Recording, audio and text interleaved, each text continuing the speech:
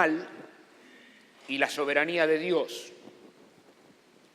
Y en la Biblia se ocupa de enseñarnos que hay mal de carácter natural, hay un mal natural que sobreviene en un granizo, en una granizada, o un río que se desborda, o un terremoto. Es un mal que apareció no querido.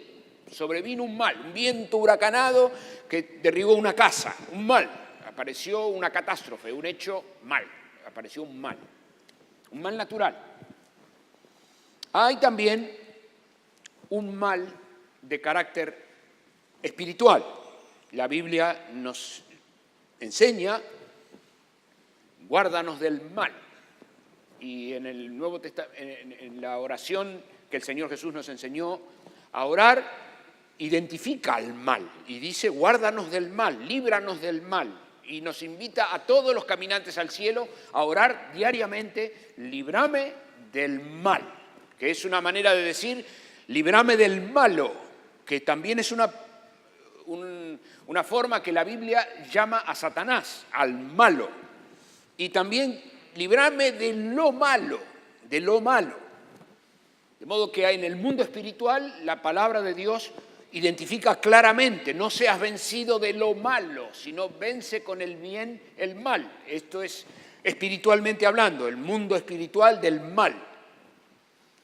Y también la Biblia nos enseña acerca del mal moral, de lo que está mal, de lo que hago mal, de lo que transgredo la ley de Dios y hago mal. Si Dios le dio a su pueblo la ley para que sepa lo que está bien y lo que está mal, lo que elijo hacer bien y lo que elijo hacer mal. De modo que nos funcionamos en un mundo que está enfrente del mal natural, del mal espiritual o del mal moral cotidianamente. Y si nos ponemos a hablar de esto y dejarlo llegar hasta las últimas consecuencias de nuestra vida diaria, nos vamos a encontrar con que tenemos el mal en todas partes. Y si hablamos un rato más, vamos a decir, pero qué peligroso es vivir. Sí. Se ha transformado en un hecho peligroso vivir. Y los adultos mayores, cuantos mayores y más trajinados en la vida, más conciencia adquirimos acerca de qué malas consecuencias ha traído, qué pésimas consecuencias ha traído a la raza humana la desobediencia de nuestros padres, el día que desafiaron la voz de Dios que le dijo, el día que comieres de ese árbol, ciertamente morirás, ciertamente morirás.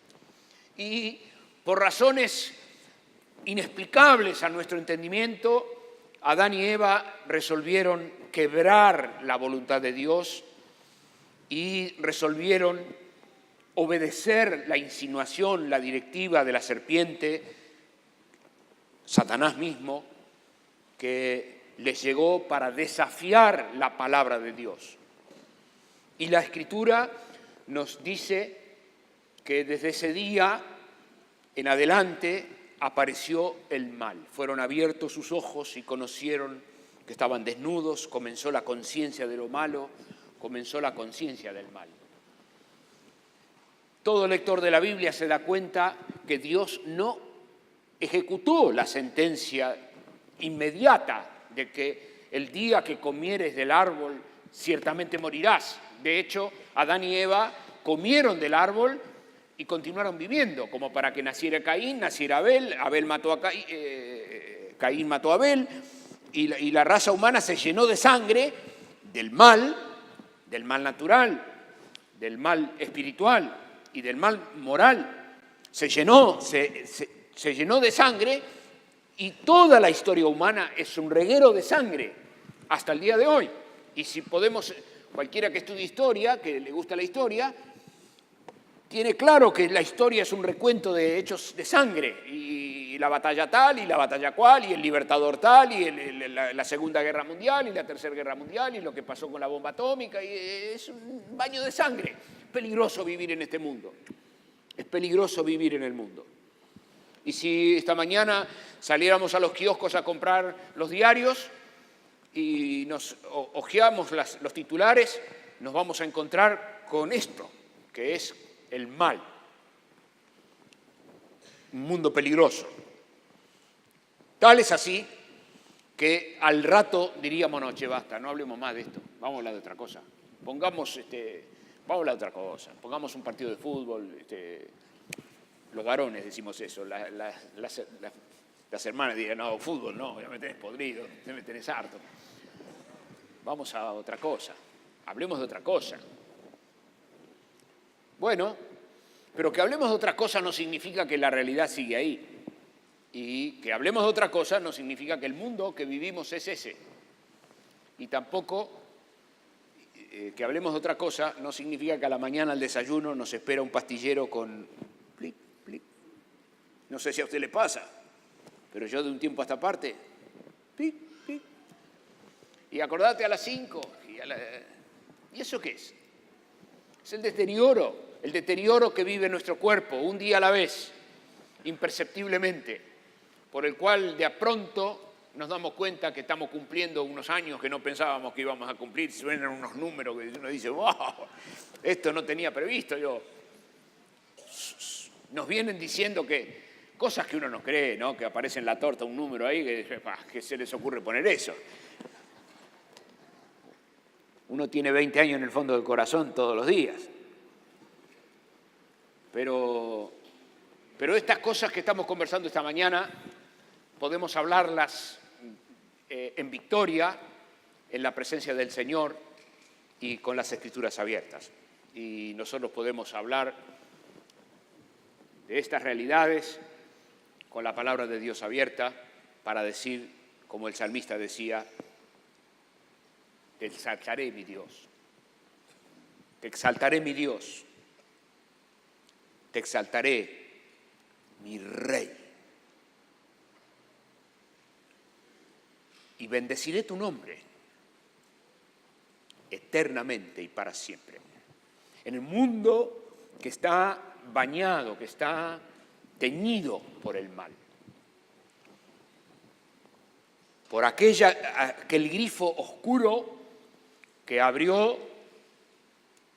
se abrió en el Génesis, en el origen, que tiñó la experiencia humana. En medio de ese baño oscuro, la voz del creyente que ama al Creador, que se encontró con el Creador, le dice eternamente y para siempre, cada día te bendeciré, cada día te bendeciré. Y las Escrituras se ocupan de ponernos en contacto con el Dios de toda esperanza y el Dios de toda consolación. Pero mucho más, el esmero de la Biblia es que entendamos quién es Dios. Y en su gran misericordia, el Hacedor del universo eligió darse a conocer. Y la Biblia dice que los cielos cuentan quién es Dios. Y las estrellas cuentan quién es Dios. Y nos ayudan cuando miro los cielos y veo la obra de tus dedos y la luna y las estrellas que tú creaste, digo que es el hombre, que es el hombre. Y la Biblia es en sí una revelación de quién es Dios. Usted fíjese que el Señor ha tenido en su misericordia tal paciencia para con nosotros que en lugar de darnos 4 o 5 frases diciéndonos, yo soy Jehová, acá estoy para reinar por los siglos de los siglos, soy el dueño del universo, el hacedor de todas las cosas, no respirás la próxima respiración sin mí, vivís por mi gracia, y terminó, que hubiera podido hacerlo, porque Él es el soberano, mi Rey.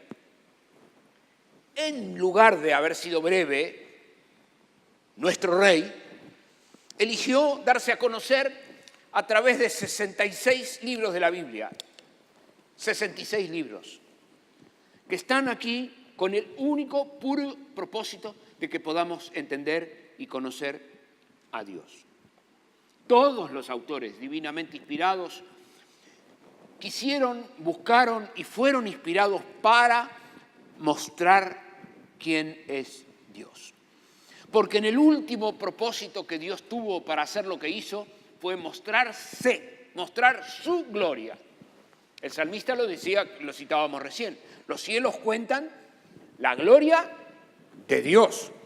Y todo lo que el Señor hizo fue con el propósito de mostrar su gloria. Y cuando en el Génesis se nos cuenta cómo la Trinidad resolvió la creación humana, dice, hagamos al hombre a nuestra imagen, conforme a nuestra semejanza. Y el propósito que Dios tuvo en crearnos a los humanos es mostrar su gloria, su imagen, su semejanza, mostrar quién es Dios y lo bello y lo extraordinario, lo completo, lo perfecto que es Dios. Los médicos, cuando vamos a cualquier consulta, nos prueban de que Dios es eterno y grande, mucho mayor que cualquier de los médicos que tenemos delante. Nosotros estamos hablando con un científico cualquiera y lo que tenemos es una persona que se aproxima al tratamiento del ojo izquierdo que nos está incomodando, pero el médico que está repasando nuestro ojo izquierdo, solamente nuestro ojo, no le vayamos a preguntar al mismo médico que nos pasa en el juanete del pie izquierdo, porque nos dice, no, mire, eso no sé. Yo, ojo. Y luego va a ir al médico y dice, mire, usted va a tener que ir a un especialista en córnea. Y el presidente de córnea le va a decir, no, mire, pero usted necesita... ¿Qué es eso? Eso es que Dios es grande. El hacedor del universo ha hecho cosas que el hombre no puede entender. Y nosotros esta mañana, intentando aproximarnos a la Sagrada Escritura para comprender un poco más de Dios, frente a los límites de nuestra mente, lo único que estamos diciendo es Dios es grande, mucho mayor que yo. Necesito hacer un esfuerzo grande para entender un poquito las marginalidades de lo que Dios es. Y me cuesta y me desconcentro y no puedo prestar atención y me pierdo y me parece muy difícil. Dios, te exaltaré mi Dios, mi Rey, eternamente y para siempre.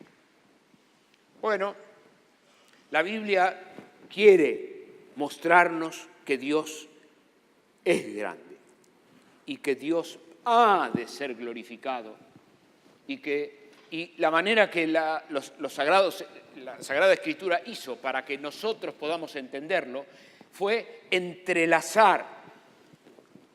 Me gustaría tener acá adelante el cabello de una muchacha largo, un cabello largo de una muchacha y tomar 3 hilos de cabello y ponerme al lado de una abuela que sabe hacer trenzas y decir que puso uno acá y este mechón lo llevó para acá y quedó otro colgando.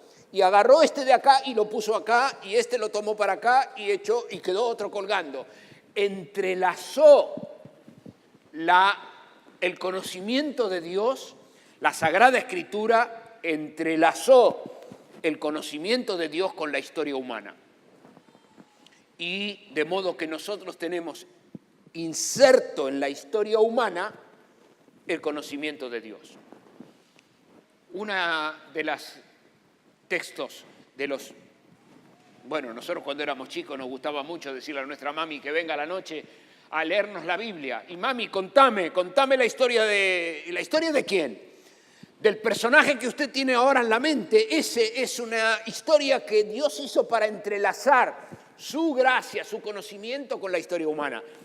Y le cito la historia de José, que José era hijo, tenía otros 11 hermanos, y que el papá de José lo quería mucho, era lo que más le gustaba.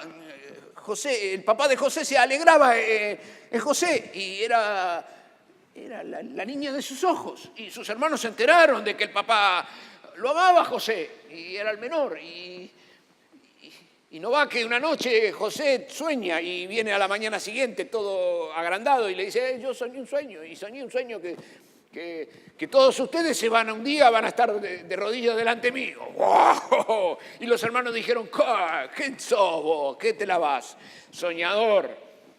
Y no, que el papá le regala una bata de colores y le trae del supermercado el papá y dice, mira, José, te conseguí. Y los hermanos dicen, nosotros no, a él solo, mirá, de colores. Hasta que un día hicieron un conjuro entre los hermanos y dijeron, vamos, este nos lo sacamos de encima, somos 12. Entre los 12, que seamos 11, ni se nota. Este es boleta, este terminó. Y los hermanos se malenquistaron contra José y lo llevaron al desierto, lo pusieron en una guarda, en un pozo. Y de casualidad, cuando estaban los hermanos ahí, vino una caravana de vendedores, una caravana de mercaderes, inesperadamente. Y los hermanos se miraron entre sí y dijeron, mirá qué casualidad. Justo vino una mercadería y lo vendamos. Pararon la caravana, paró. Entonces los hermanos dijeron, mirá qué bueno. Y lo negociaron al hermano, José estaba en el pozo. Lo vendieron por 20 piezas de plata.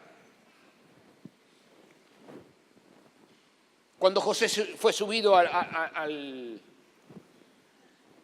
camello de los mercaderes, estaba siendo traicionado por sus propios hermanos.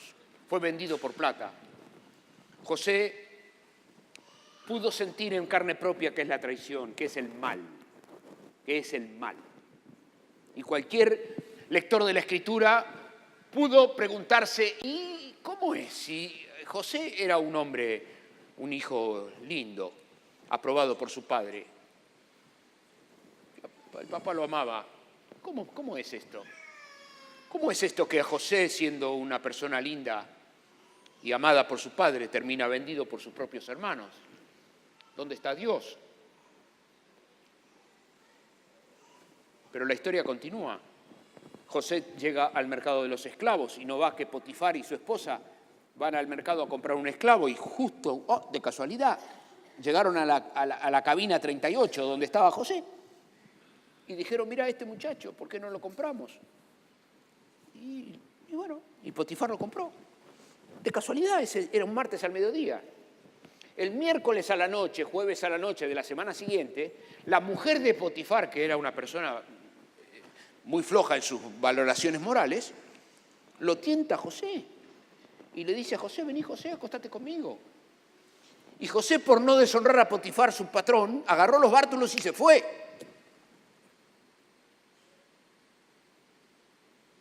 ¿Qué la historia de José? Que terminó en la cárcel. Y la Escritura se ocupa de decirnos que José en ningún momento abandonó al Señor ni renegó de Dios, sino que por el contrario se mantuvo fiel. Y el hermano que me preguntó el domingo pasado decía, pero escúcheme, este era un hombre fiel. Era un buen hijo en la casa, el papá lo quería, lo amaba, lo bendecía. Terminó arriba de un camello vendido por los hermanos y ahora termina en un mercado de esclavos comprado por Potifar y la mujer de Potifar que le hace una presentación indecente como para que el muchacho se vaya y a toda respuesta por haber hecho bien contra su patrón termina preso. Pero es una cosa desopilante lo que pasa. ¿Dónde está Dios?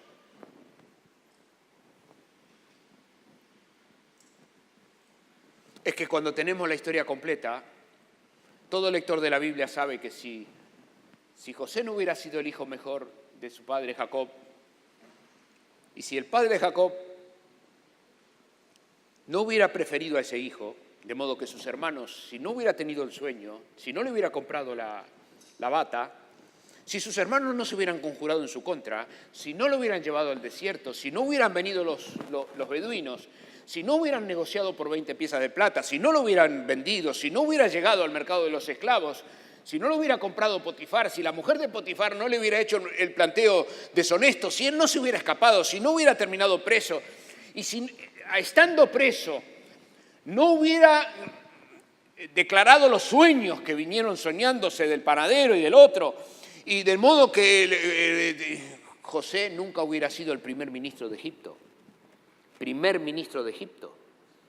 Y si José no hubiera sido el primer ministro de Egipto, todo el pueblo de Israel no hubiera terminado esclavo en Egipto. Y si el pueblo de Israel no hubiera terminado esclavo en Egipto, no hubiera existido Y si no hubiera existido Moisés, tampoco hubiera existido el faraón ni las 10 plagas. Y si no hubieran existido las 10 plagas, tampoco hubiera existido el rey David. Y si el rey David no hubiera existido, tampoco hubiera existido el Señor Jesús. De modo que de un pequeño detalle de un muchacho por la compra de una bata de colores, terminamos hoy en día hablando de la redención del Señor Jesús. Te exaltaré, mi Dios, mi Rey, eternamente y para siempre.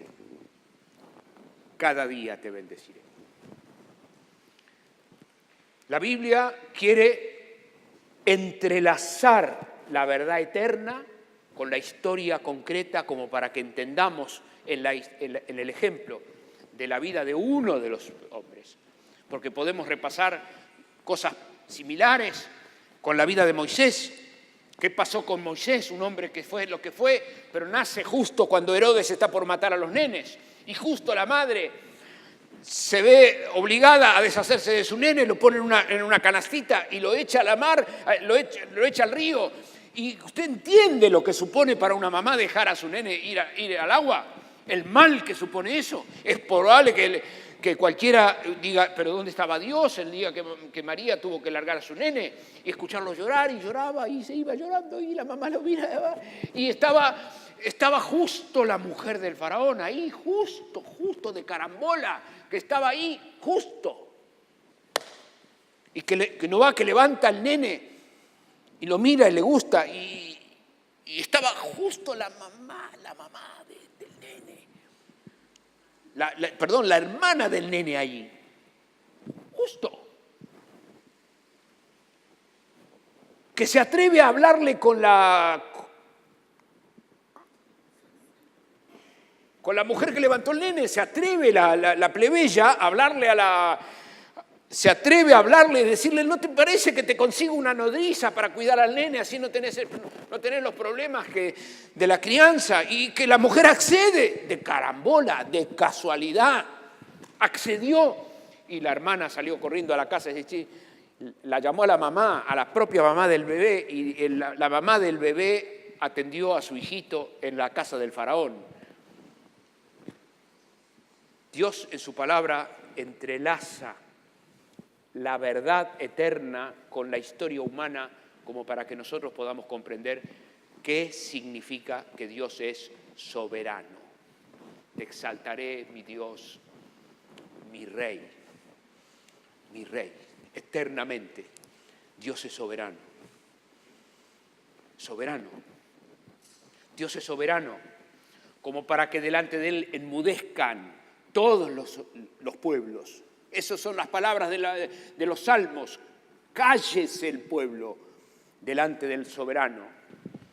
No hables delante de Dios, cállate. Eso es la recomendación una y otra vez de las Escrituras delante del soberano, que está moviendo piezas de la historia y nos dejan perplejos porque cada movimiento en sí es un movimiento extraño al razonamiento humano. Nuestro razonamiento especialmente está afectado por el mal. Y nuestra mente es una mente natural, es una mente carnal, es una mente que no piensa como Dios piensa naturalmente. Necesitamos cultivar la mente de Cristo. Necesitamos cultivar la mente del Señor para entender cómo Dios piensa. Bueno, esta mañana quiero invitarte a leer una situación, un caso, que está en Isaías 45. Y con esta introducción de dos hechos, espero haber ayudado a que podamos entrar a este texto ya más concreto, más duro. Es un caso que se da en el libro de Isaías, cuando el pueblo de Israel está cautivo en Babilonia. El pueblo de Israel está cautivo en Babilonia. Y en tiempos de la cautividad, Dios hablaba con su pueblo a través de los profetas. No estaba escrito, por supuesto, que nada del Nuevo Testamento. Estaba la ley escrita y Dios hablaba con su pueblo a través de los profetas. Isaías era un vocero de parte de Dios. También sabemos, por lo que nos enseñó Daniel en su libro, que Babilonia fue el reino más poderoso, más rico, más deslumbrante que pisó la faz de la tierra. Ningún gobierno del mundo, aún hasta nuestros días, tuvo el esplendor y la suma del poder y el brillo de Babilonia. Que después de Babilonia, la historia nos registra la llegada de los medos y los persas. Y después de los medos y los persas vinieron los griegos y después el Imperio Romano.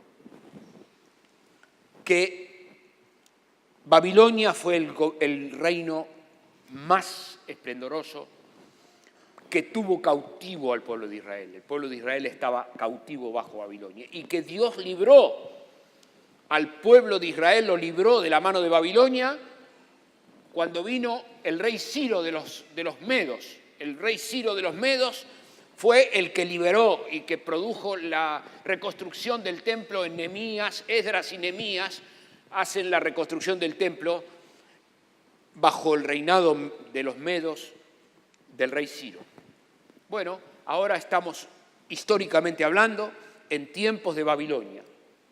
En tiempos de Babilonia. Y Dios habla con Isaías en tiempos de Babilonia. Y necesito que vayamos línea por línea para poder entender bien lo que dice el texto de la Escritura. Arranca el capítulo 45 de Isaías diciendo: así dice Jehová a su ungido. ¿Y quién es ungido? A Ciro, al cual tomé yo por su mano derecha para sujetar naciones delante de él y desatar lomos de reyes, para abrir delante de él puertas. Las puertas y las puertas no se cerrarán. Momentito. Es el Dios de Israel que está hablándole a su ungido. Y su ungido resulta ser Ciro. Y Ciro es un personaje que en el momento que Dios está hablando esta profecía, todavía no había nacido.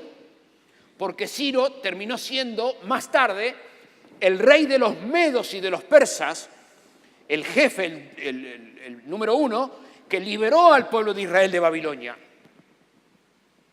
De modo que esta profecía se trata de un hecho futuro, de una palabra que Dios da hacia alguien futuro que iba a utilizar como un instrumento para liberar al pueblo de Israel de la cautividad de Babilonia. Dios habla hoy de que en el futuro iba a aparecer en la historia un tal Ciro que Dios iba a usar para liberar a su pueblo de la cautividad de Babilonia. Le está dando una buena noticia a Israel, que estaba en ese momento en cautividad, diciéndole: la cautividad va a tener un límite y el límite lo voy a poner yo, dice, pero este texto dice cosas muy extrañas y muy propias de un Dios soberano, que me interesa mucho esta mañana dejarte para tu bendición y tu consideración más profunda en la devoción a Dios. La primera cosa, que acá estamos frente a Dios, que está hablándole a Isaías, y cuando le habla a Isaías se refiere a Ciro. Y cuando lo llama a Ciro, que es un rey gentil, no judío, igualmente para Dios, Ciro, un rey pagano, es su ungido. Y Ciro no había nacido todavía. No había nacido, sin embargo, Dios ya había determinado valerse de Ciro para cumplir un proyecto eterno. Y lo dice en estos términos: así dice Jehová a su ungido, a Ciro, al cual tomé yo por la mano derecha. ¿Quién tomó a quién? Dios tomó por la mano derecha a Ciro. Dios tomó por la mano derecha a uno que no lo conoce, que es pagano, que no sabe quién es. Hermano, en términos prácticos de la vida, que Dios está valiéndose de alguien malo. Sí. ¿Que Dios está valiéndose de alguien que no lo reconoce? Sí. ¿Que Dios está interviniendo en la historia valiéndose de un instrumento ajeno a su voluntad? Sí. Eso es lo que dice la palabra. ¿Qué dice? Yo lo tomé por su mano derecha para sujetar naciones delante de él y desatar lomos de reyes, para abrir delante de él puertas y las puertas no se cerrarán. Está dándole una promesa inquebrantable a este rey medo-persa en cuanto a lo que va a pasar frente a Babilonia. Yo iré delante de ti y enderezaré los lugares torcidos, quebrantaré puertas de bronce y cerrojos de hierro haré pedazos. Y te daré los tesoros escondidos de Babilonia y los secretos muy guardados para que sepas que yo soy Jehová, el Dios de Israel, que te pongo nombre. El propósito que Dios tiene. ¿Cuál es el propósito que Dios tiene? El propósito que lo mueve a Dios a actuar es mostrar su gloria para que sepas que yo soy Jehová. Bueno, los cielos cuentan la gloria de Dios. ¿Está bien? Y así como los cielos cuentan la gloria de Dios, la intervención de Dios en la historia es para mostrar su gloria. Y finalmente, Dios ha de ser glorificado. Es el propósito por el cual Dios ha revelado lo que ha revelado y es la razón por la cual nosotros estamos vivos. Y nosotros estamos en la historia para mostrar la gloria de Dios y para probar que Dios está vivo y que Dios existe y que Dios es santo y que Dios tiene buenos planes. Y la escritura continúa. Verso 4. Por amor a mi siervo Jacob y de Israel mi escogido, te llamé por tu nombre y te puse sobrenombre aunque no me conociste. Claro, Ciro no sabía quién era, no lo conocía a Dios, aunque no me conociste. Verso 5. Yo soy Jehová. ¿Y qué más? Y ninguno hay. No hay Dios fuera de mí. Yo te ceñiré, aunque tú no me conociste. Bueno, uno dice, qué texto contundente. Yo soy Jehová y ninguno hay, porque usted imagínese el día que el rey Ciro nació, se desarrolló y se hizo rey de los Medos y recibió esta profecía. El rey de Media y Persia tiene sus dioses, su organización religiosa, tiene su historia, su orgullo nacional y tiene también sus adivinos, su formación religiosa ahí. Y alguien le acerca esta profecía y el rey lee. Dice, ¿cómo? El Dios de los israelitas dice algo acerca de mí que me va a engrandecer, que me va a dar victoria. Se ve que el Dios de los israelitas quiere entrar en mi campaña política y quiere asociarse a mi desarrollo militar. Es probable que quiera armar una reunión de trabajo para a ver cómo sumamos energías. Yo las pongo las de Media y Persia y él pone las propias y se ve que quiere una alianza. No. Dios le manda a decir de anticipado para que la mente de Ciro no vuele de más. Y le dice a Ciro, Ciro, no te hagas ninguna ilusión, no hay pacto alguno. No te hagas ninguna ilusión, no hay conversación alguna, no hay lugar donde conversar. Yo soy Jehová y no hay nadie más, no hay ninguno más. Yo soy Jehová y no hay ninguno más, no hay nadie más. Yo soy Jehová y no hay nadie más.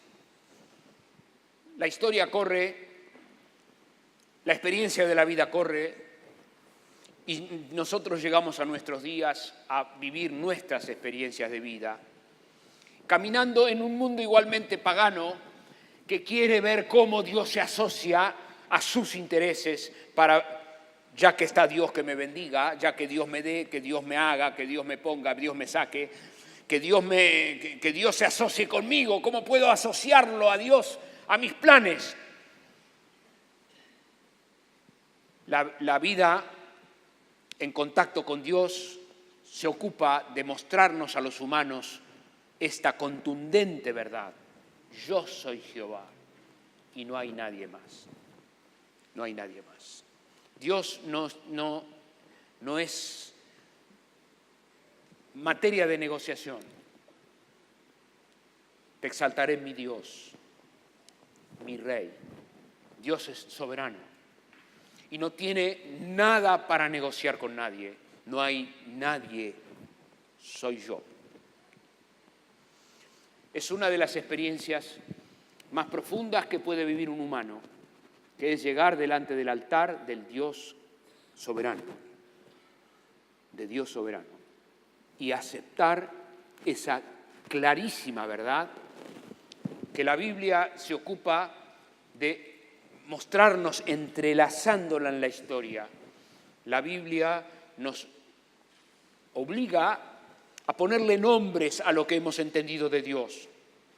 Y los que estudiamos la Escritura, los teólogos y los maestros de las Escrituras en el correr de la historia han encontrado palabras para ayudarnos a entenderlo a Dios. Y hay una manera de definirlo a Dios por la negativa. Por ejemplo, Dios es inmutable. ¿Qué quiere decir que Dios es inmutable? Con el prefijo in decimos que Dios es inmutable, que no muta, que no cambia, que Dios no cambia, que el carácter de Dios no cambia. Nos confundimos y pronto en un momento de arrebato también decimos que Dios no cambia sus formas, sus maneras de obrar, y ahí erramos porque Dios cambió su manera de obrar, obró de una manera en el Antiguo Testamento, obra otra manera, pero lo que no cambia es el carácter de Dios, es inmutable. El carácter santo de Dios no cambia. Dios es amor siempre. El carácter, Dios es misericordioso siempre. El carácter de Dios no cambia. Es inmutable. Pero también decimos que Dios es invisible. Y a través del no es visible. Pero hay otra manera que hemos encontrado para describirlo a Dios en nuestra pequeñez, en nuestra incapacidad. Es la manera de ponerle omni. Y hablamos de que es todopoderoso, es omnipotente, es omnisciente, es omnipresente. Son maneras que tenemos los humanos de mostrar quién es Dios. No hay otro. Siempre fue y siempre será. Cuando no había nada creado, cuando la creación no había comenzado todavía, Dios estaba desde la eternidad y hasta la eternidad. La Biblia necesita entrelazar la verdad eterna con la historia para ayudarle a nuestra mente a entender que Dios es y es el único ser que siempre es todo el tiempo. Nosotros no éramos, somos y dejaremos de ser, pero Dios es, y esa verdad de la existencia eterna de un Dios infinito que no sabe de principios y no sabe de finales, nos lleva irremediablemente a arrodillarnos delante de su soberanía y a decir: Señor, vos sos mi Rey, mi Dios, vos sos Dios. Desde el siglo y hasta el siglo, desde el principio y por todas las edades, Dios vive en comunión de amor y comunicación eternamente entre el Padre, el Hijo y el Espíritu Santo. No necesita nada fuera de sí para completarse. Dios está satisfecho en sí mismo, plenamente satisfecho en sí mismo. Ese es el Dios de la Biblia. Y como se trata de una verdad que nos hace doler la cabeza, la Biblia se ocupa de enseñárnosla en dosis abreviadas intercaladas en historias como para que podamos descubrir la grandeza del Dios que está ahí. Pero el texto de Isaías continúa, y quiero invitarte a terminarlo. Dice: yo soy Jehová y ninguno más hay. No hay Dios fuera de mí. Y le dice a Ciro: yo te ceñiré aunque tú no me conociste. Para que sepas, voy a hacer esto, Ciro, con vos, que sos un gentil, y te voy a usar para derrotar a Babilonia y para liberar al pueblo de Israel, para que se sepa desde el nacimiento del sol hasta donde se pone que no hay más que yo. ¿Qué? Yo Jehová, y ninguno más que yo. Bueno, hermano mío, quiero decirte que para todo el lector de la Biblia, si algún provecho puede derivarle la palabra, si alguna razón tiene la Escritura de haber llegado a nuestras manos, si para algo hemos escuchado y leído la Biblia, si para algo le leemos la Biblia a nuestros hijos y le leemos la Biblia, para algo es para que algún día el humano logre llegar a esta conclusión, a esta terrible, tremenda conclusión, que conoceremos la verdad y la verdad nos va a hacer libres, que la verdad nos va a hacer libres, y no hay una verdad más linda, más contundente y redonda que llegar a la conclusión de que Dios está ahí y Él es mi Dios, mi Rey, eternamente y para siempre. Cada día te bendeciré. Y mire cómo termina. Dice: y no hay ninguno más que yo. ¿Quiere leer conmigo? ¿Cómo dice? Que formo la luz y ¿qué? Y creo las tinieblas. No, pero espérame un momentito. Que formo la luz, estamos todos de acuerdo. Pero no dice así el texto. Dice que formo la luz y ¿qué? Y creo las tinieblas. ¿Y qué hago? Que hago la paz y ¿qué? Y creo la ¿qué? Si usted quiere, podemos recortar este texto, no lo leemos nunca más.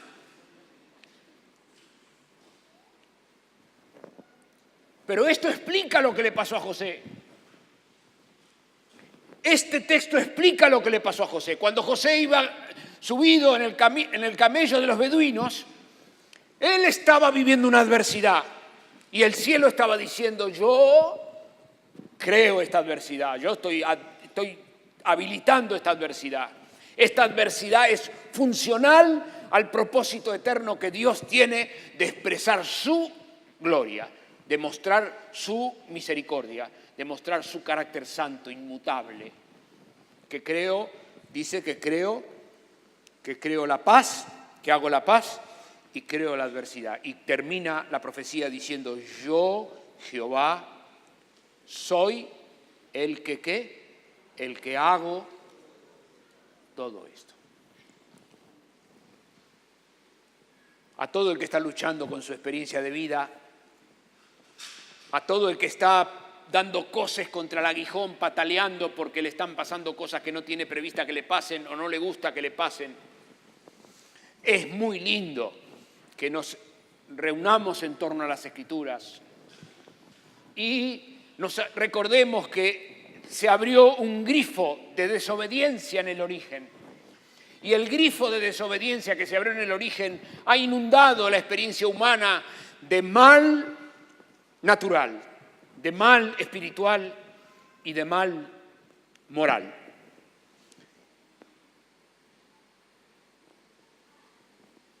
Y ahora estoy en un momento así, a punto de caramelo, para que juntos vengamos a recorrer la bellísima historia de la cruz.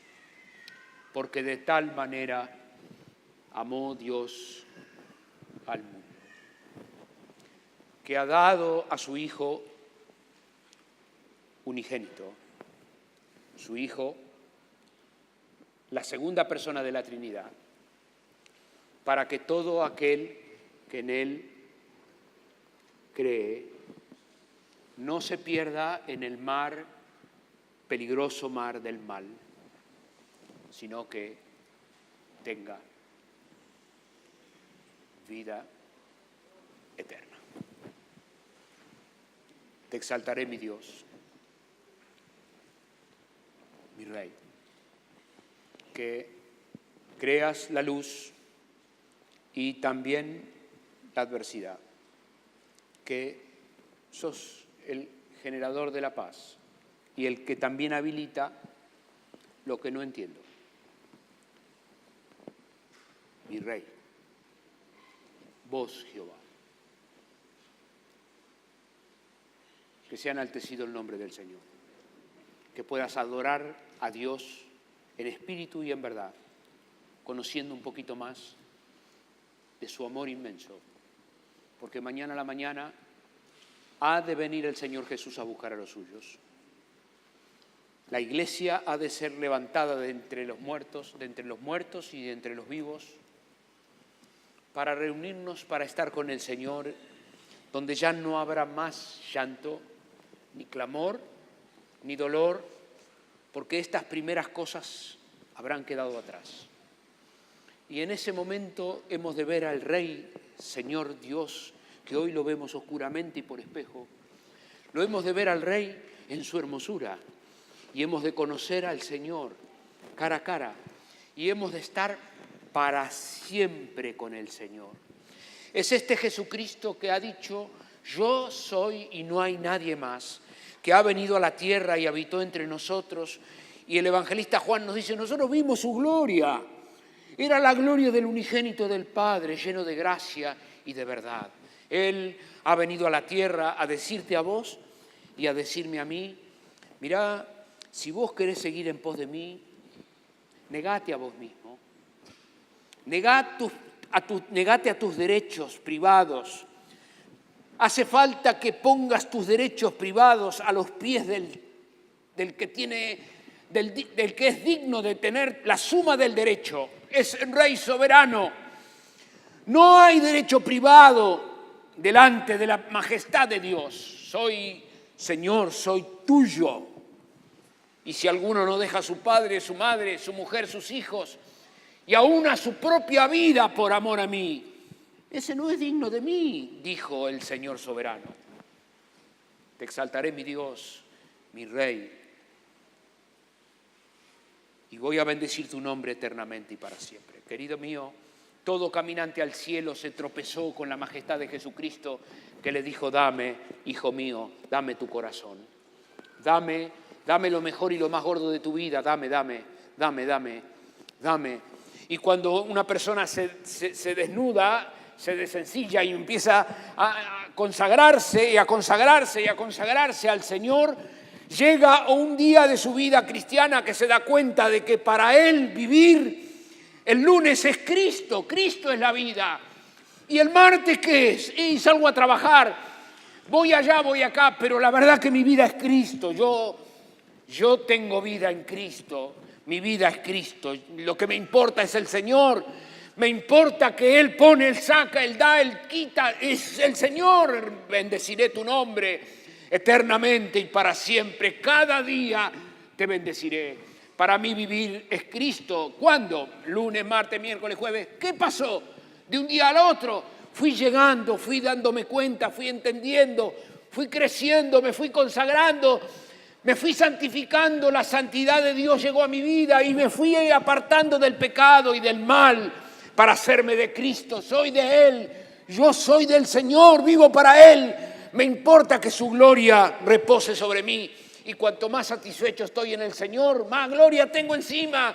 Y cuanto más gozo tengo en el Señor, más presencia de Dios tengo encima. Y más brillante es su majestad en mí, en mis circunstancias, en lo que pasa y en lo que no pasa. ¿Y qué? Y que las Escrituras nos enseñan que el apóstol Pablo llegó un día que dijo: para mí vivir es Cristo, porque lo demás ya se murió para mí, ya no hay nada abajo, es Cristo. Y si vivir es Cristo, morir es ganar. Para mí vivir es Cristo y morir, ganar. Que venga cualquiera que tiene miedo a la enfermedad, que le tiene miedo a un cáncer. Tenemos una charla que tener, una charla Biblia abierta que el que está luchando con algún temor a la muerte. Tenemos una charla para intercambiar, para hablar de cuán grandes cosas el Señor ha hecho por cada uno de nosotros. Qué belleza lo que el Señor ha conquistado para su pueblo. ¿Dónde está muerte tu aguijón? ¿Dónde sepulcro tu victoria? Hemos sido comprados a precio de sangre para ya no estar a la merced de nuestros propios intereses o de nuestros propios puntos de vista, sino que hemos entrado a formar parte del Señor, somos de Él. Él es nuestro Rey soberano. Él pone, saca, Él habilita, Él abre, Él cierra, Él puede. Él puede. ¿Querés inclinarte?